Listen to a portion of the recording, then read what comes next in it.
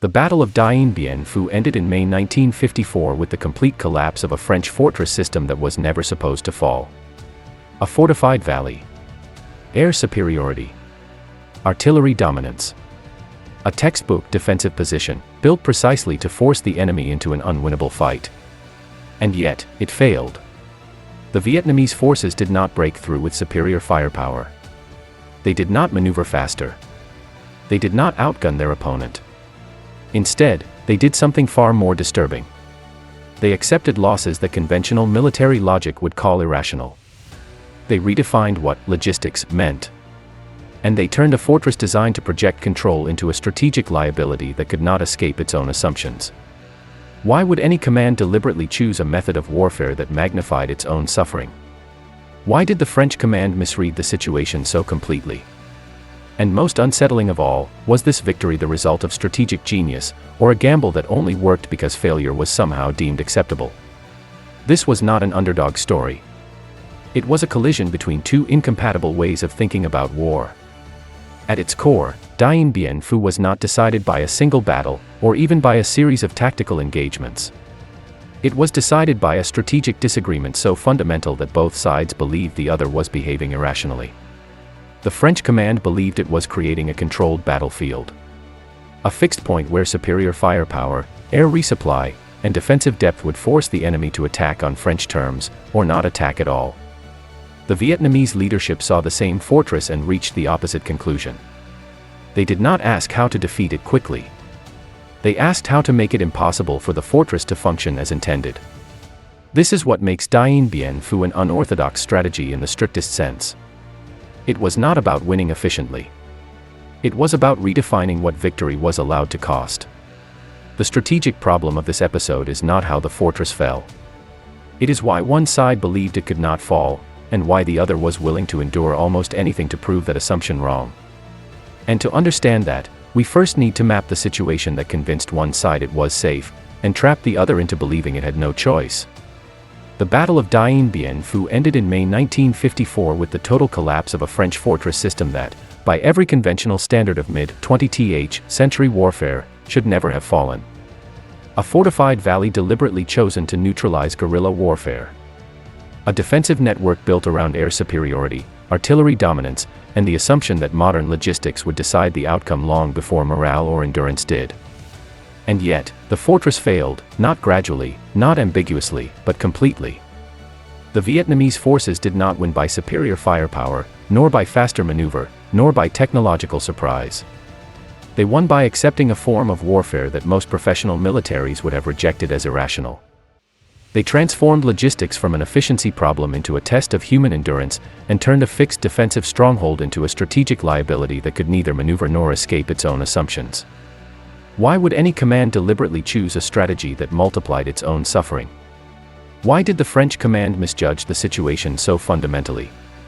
And most unsettling of all, was this outcome the product of strategic brilliance, or a gamble that succeeded only because failure was considered acceptable?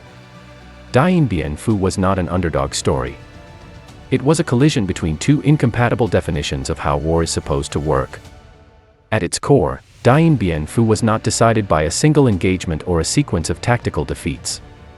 It was decided by a strategic disagreement so deep that both sides believed the other was operating outside the boundaries of rational military behavior. The French command believed it was creating a controlled battlefield, a fixed point where superior firepower, defensive depth, and air resupply would force the enemy to attack on French terms, or not attack at all. From this perspective, the fortress was not a risk, it was a solution. The Vietnamese leadership looked at the same position and reached the opposite conclusion. They did not ask how to defeat it quickly, or even how to defeat it efficiently. They asked how to make the fortress incapable of functioning as designed. This is what makes Dien Bien Phu a genuinely unorthodox strategy. It was not about winning with fewer losses. It was about redefining what losses were strategically tolerable, and what kinds of suffering could be converted into leverage. The real strategic question of Dien Bien Phu is not how the fortress fell, but why one side was convinced it could not fall, and why the other was willing to accept extraordinary costs to prove that assumption wrong. And to understand how this collision became inevitable, we first need to examine the strategic environment that made one side feel secure, and the other believe it had no alternative. At Dien Bien Phu, two forces confronted each other with objectives that were not merely different, but structurally incompatible. The French command did not come to the valley to win a decisive battle in the classical sense. Their objective was control of terrain, control of tempo, and most importantly, control of escalation. The fortress was designed as an anchor point inside northwestern Vietnam, a place where French firepower could fix Vietnamese forces in place, draw them into a set-piece engagement, and force them to fight under conditions dictated almost entirely from Paris and Hanoi's opposite end. The Vietnamese leadership, by contrast, was not seeking territorial control in the short term. Their objective was strategic rupture. They needed to demonstrate that the French military system could be broken at its strongest point, not its weakest, and that no technological advantage could permanently offset political and human asymmetry. Geography appeared to favor the French position overwhelmingly. Dien Bien Phu sat in a remote valley surrounded by hills, accessible primarily by air.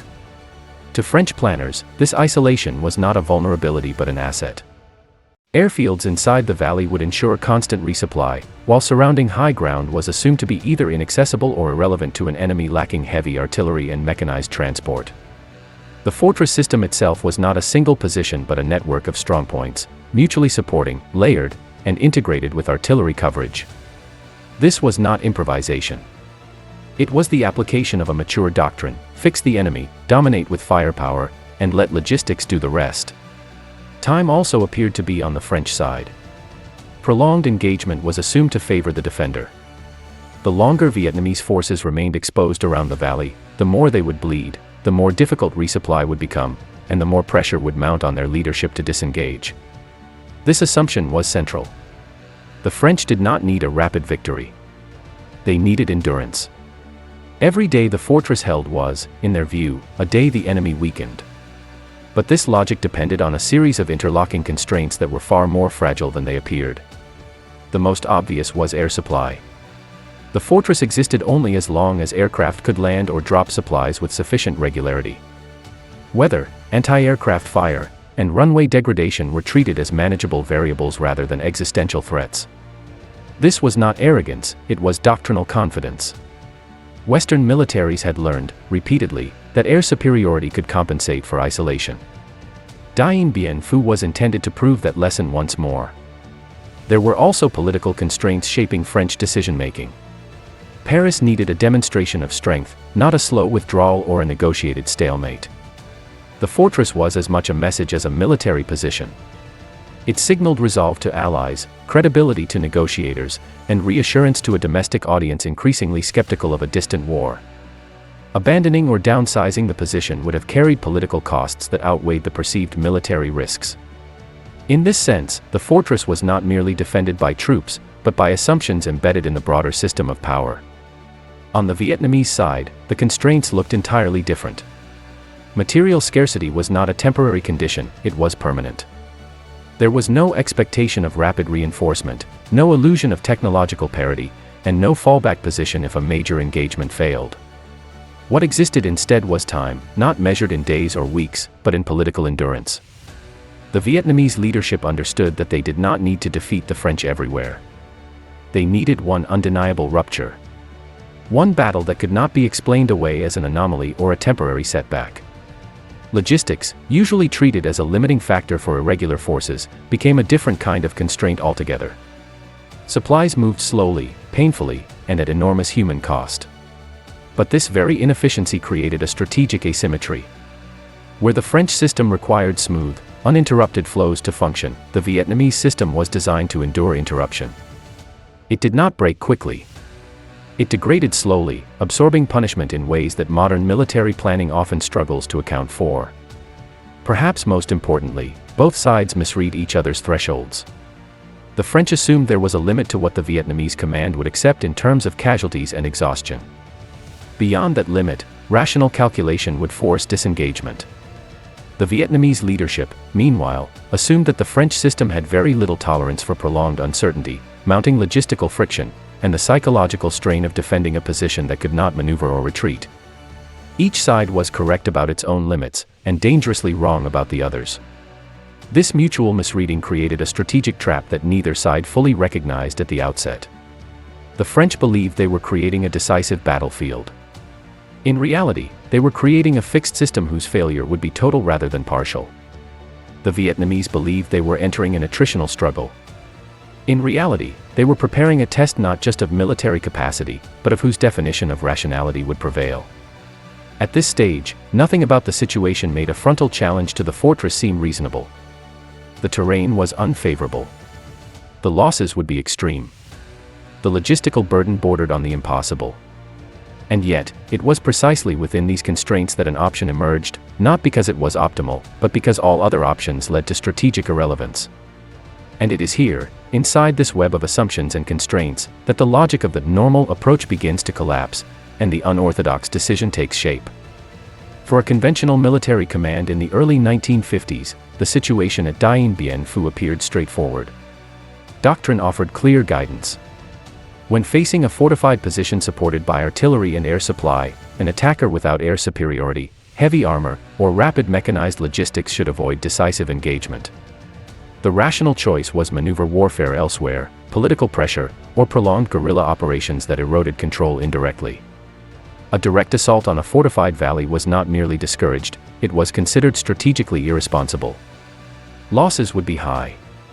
Gains would be uncertain. And the defender, protected by depth and firepower, would dictate the terms of engagement.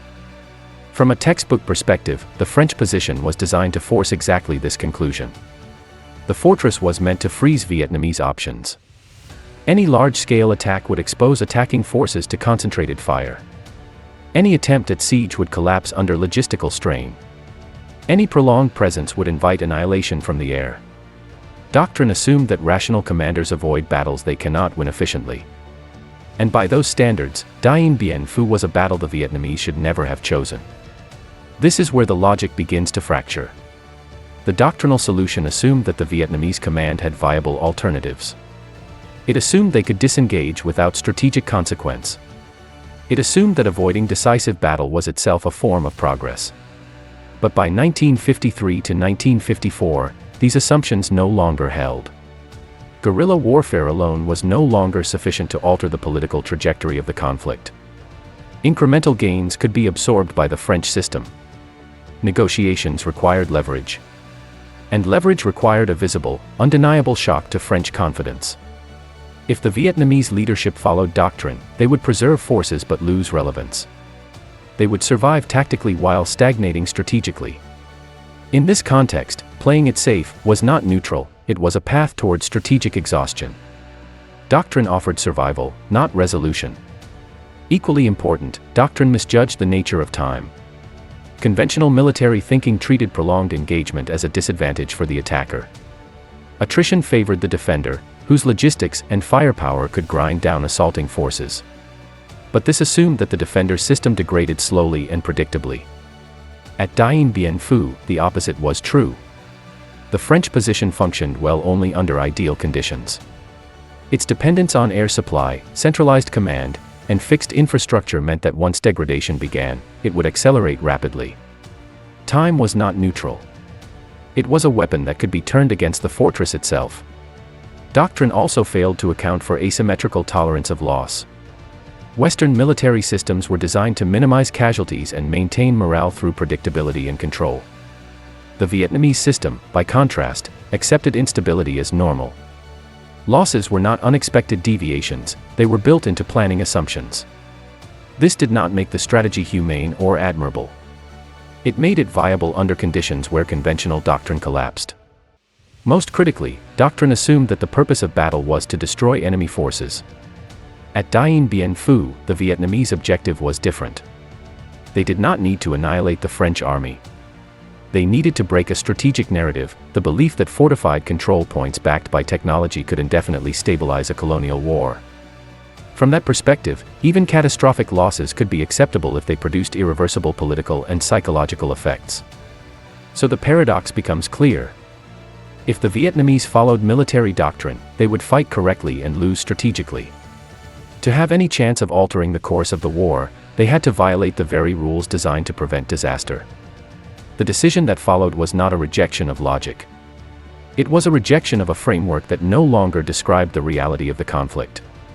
And once doctrine was set aside, the question was no longer whether the plan was dangerous, but whether anyone involved truly understood how close it came to catastrophe. The decision to confront Dien Bien Phu directly did not emerge fully formed, nor was it embraced unanimously. Inside the Vietnamese command structure, the proposal immediately triggered resistance. The risks were obvious.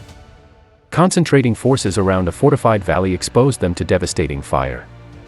Sustaining pressure over weeks, possibly months, demanded a logistical effort that bordered on the impossible. Even sympathetic commanders questioned whether the strategy crossed the line from boldness into recklessness. This was not a romantic debate about courage. It was a calculation about whether the system itself could survive the attempt. What pushed the decision forward was not confidence, but constraint. Alternatives existed on paper, yet all of them led to strategic stagnation. Avoiding the fortress meant allowing the French to preserve a symbol of control. Attacking elsewhere meant continuing a war of attrition that produced no decisive political leverage. The leadership was forced into a narrow corridor of choice where the least rational option, by doctrinal standards, became the only option with strategic consequence. This was not the selection of an ideal plan. It was the acceptance of an unacceptable one. At the core of the decision were a small number of assumptions, each fragile on its own, catastrophic if wrong in combination. First, that artillery could be positioned on surrounding high ground despite terrain, weather, and enemy air power.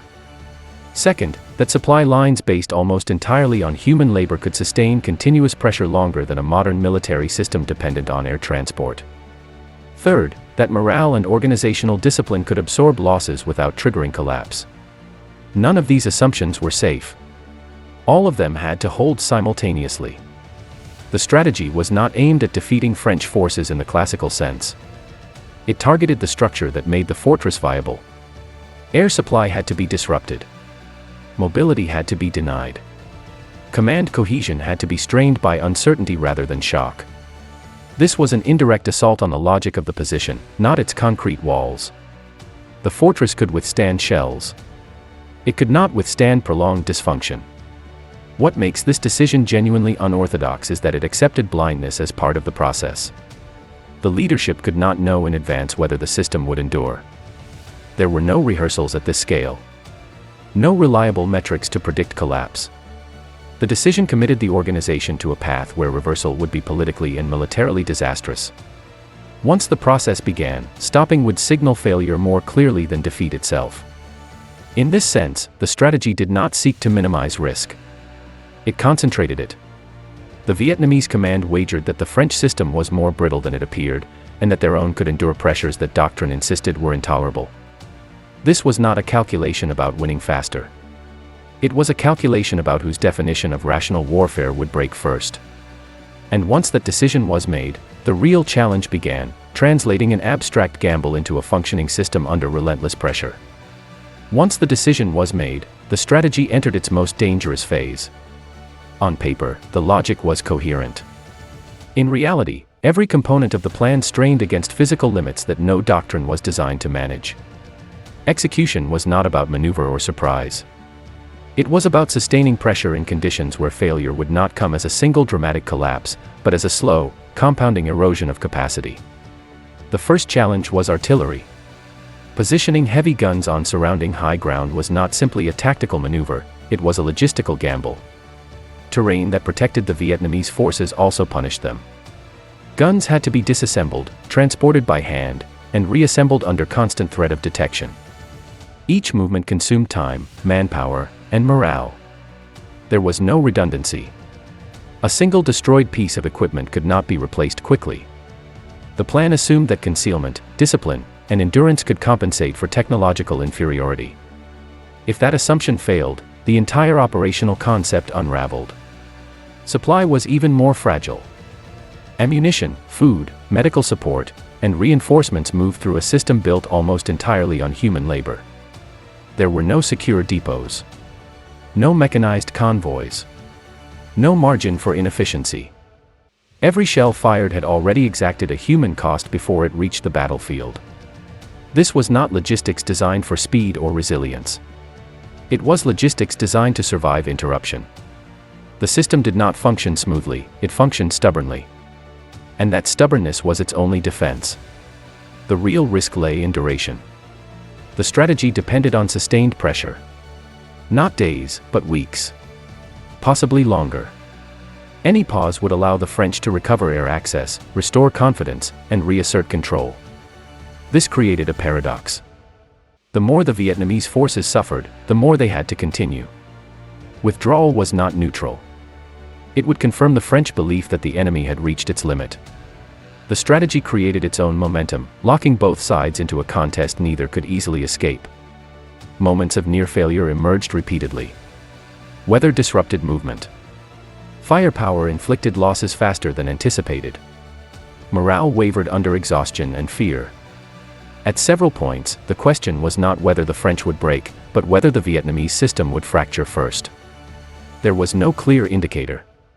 No decisive metric.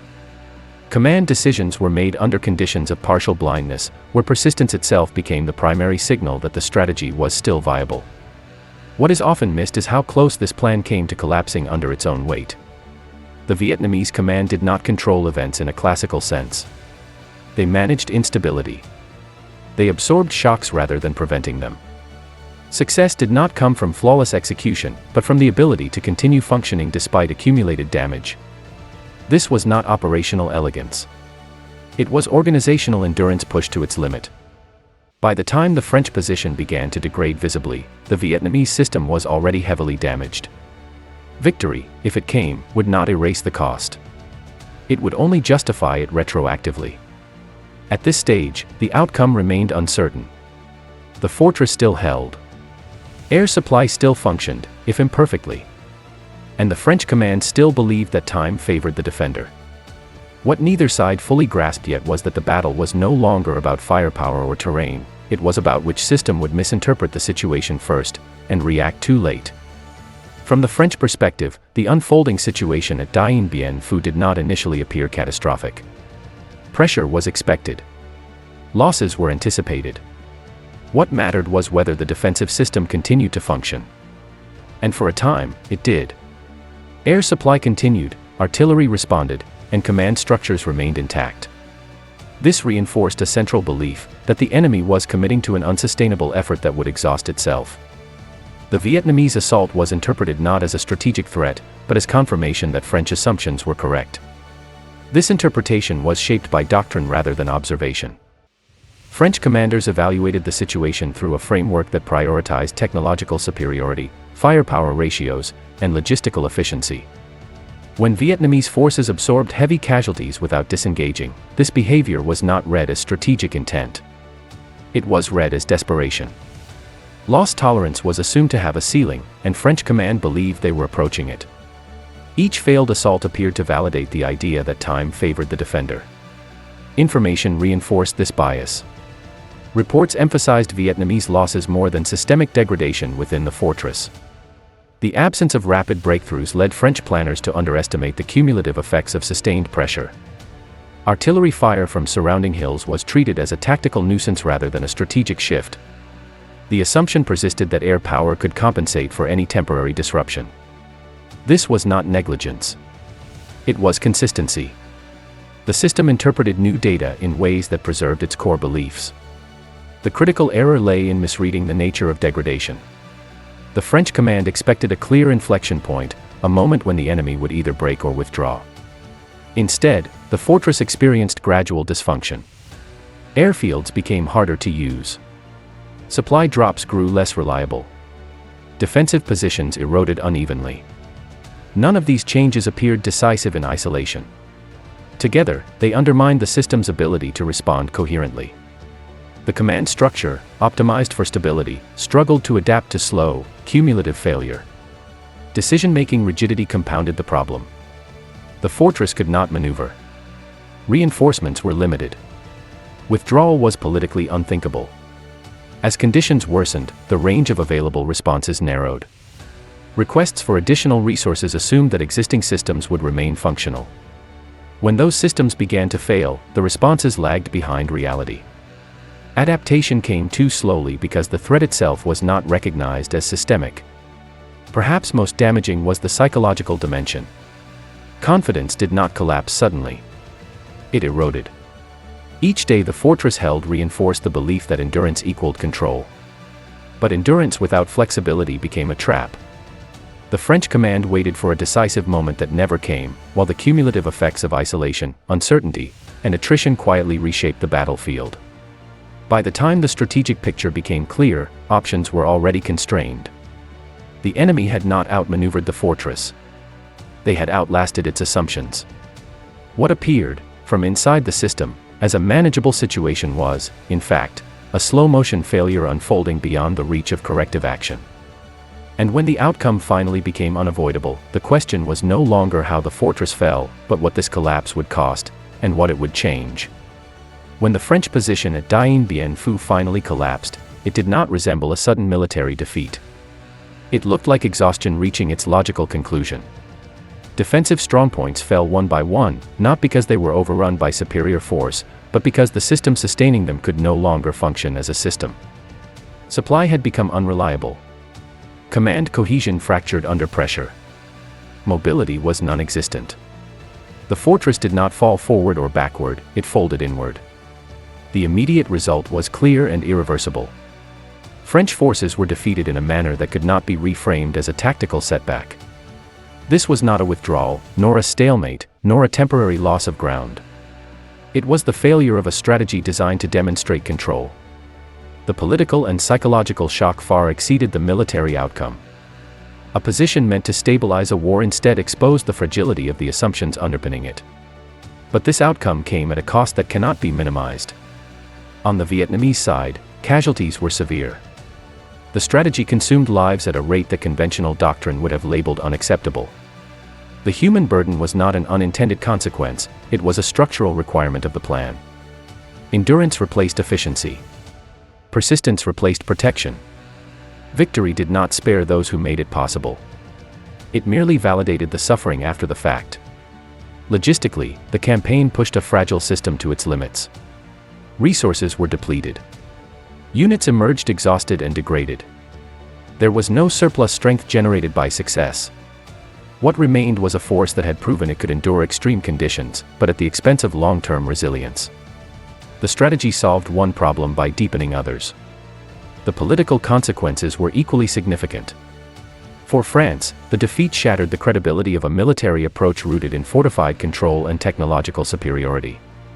For Vietnam, the victory transformed the balance of negotiations and legitimacy, but it also locked future conflicts into a pattern where extreme sacrifice was seen as strategically viable. Success reshaped expectations, not only of what could be done, but of what should be endured.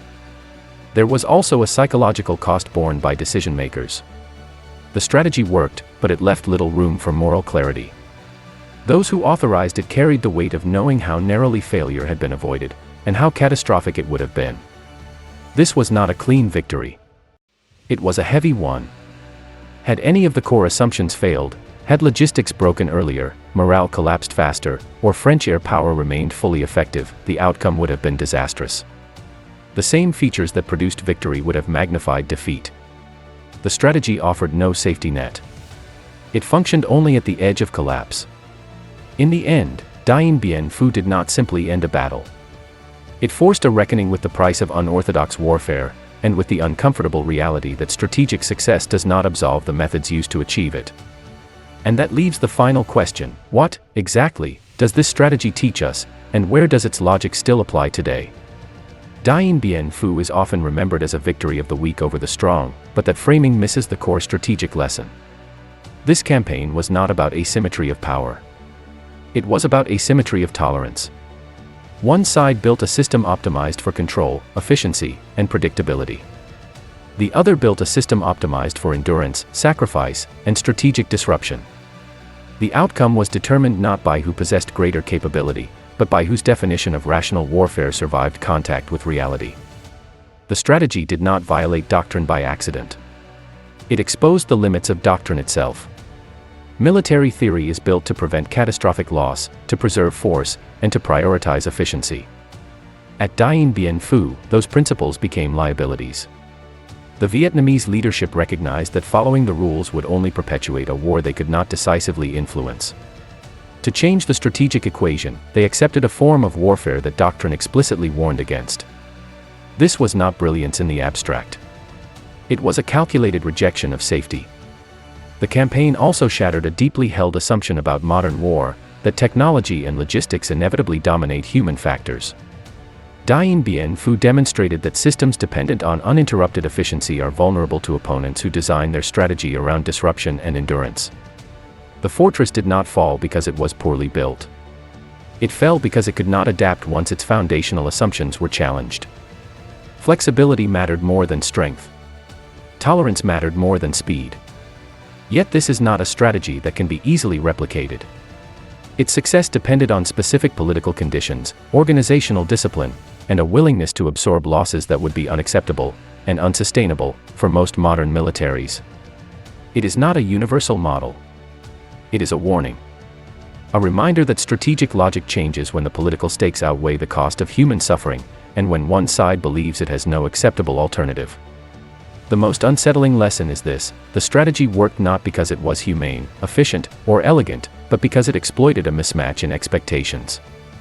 One side believed there were limits the other would not cross. They were wrong. Once that miscalculation became irreversible, no amount of firepower could restore control. Dien Bien Phu does not teach us how to win wars. It teaches us how wars escape the frameworks designed to manage them. And it forces a final, uncomfortable question, not about history, but about strategy itself. When the cost becomes extreme, who decides what is still rational, and who pays for that decision? That question does not end with Dien Bien Phu. It echoes through every conflict where endurance is mistaken for weakness, and restraint is mistaken for inevitability. Dien Bien Phu forces us to confront an uncomfortable truth about strategy that military history often softens with hindsight. This campaign did not succeed because it was elegant, nor because it was morally superior, nor because it represented some timeless formula for victory.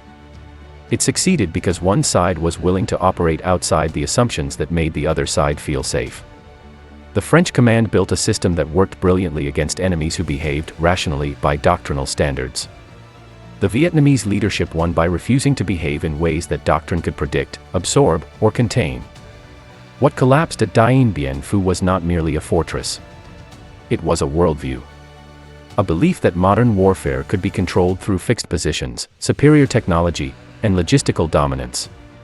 A belief that human endurance had calculable limits, and that those limits would assert themselves before systems failed. The Vietnamese strategy attacked none of these elements directly. It simply outlasted the logic that held them together. This is why the battle remained strategically unsettling decades later. It does not offer comforting lessons about preparation, efficiency, or optimization. Instead, it exposes how fragile strategic reasoning becomes when it rests on untested assumptions about the enemy's tolerance for pain, loss, and uncertainty. Dien Bien Phu reminds us that wars are not only contests of capability, but contests of belief, about what is possible, what is acceptable, and what is ultimately worth enduring. At the same time, this is not a strategy to admire without restraint. Its cost was real, massive, and irreversible. It demanded sacrifices that few societies, organizations, or commanders could justify or survive more than once. That is precisely why it cannot be reduced to a heroic narrative. Its success does not absolve its brutality. It merely explains it. The lasting significance of Dien Bien Phu lies here. Strategic systems fail not when they are weak, but when they are too confident in their own logic. They fail when they mistake predictability for control, and restraint for inevitability. And they fail when they assume that the enemy shares the same definition of rational behavior. Dien Bien Phu was not a lesson in how to fight. It was a lesson in how wars escape control. And as long as conflicts continue to pit systems of efficiency against systems of endurance, that lesson remains unresolved, waiting to be misunderstood again. This was one unusual campaign. Not because it was extraordinary, but because it revealed how fragile normal strategy can be when the rules stop being shared.